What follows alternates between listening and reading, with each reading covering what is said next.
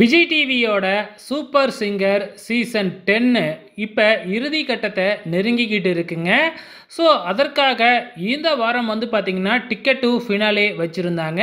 இந்த ticket to ஃபினாலேவில் வந்து பார்த்திங்கன்னா பயங்கரமான காம்படிஷனுங்க.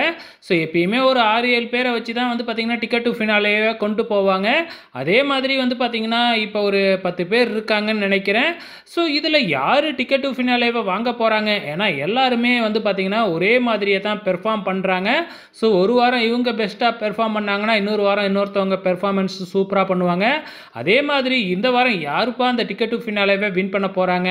ஏன்னா ப்ரொமோவை பார்க்கும் பொழுதே வந்து பார்த்திங்கன்னா எல்லாருமே வந்து பார்த்திங்கன்னா அந்த சீட்டில் உட்காந்துக்கிட்டே இருந்தாங்க. ஸோ இப்போ இந்த வாரம் யார் டிக்கெட் டு ஃபினாலேவை வின் பண்ணியிருக்காங்க அப்படின்னு பார்த்தீங்கன்னா விக்னேஷ் அவர்கள் தான் வந்து பார்த்திங்கன்னா டிக்கெட் டு ஃபினாலேவை வின் பண்ணியிருக்கிறாங்க.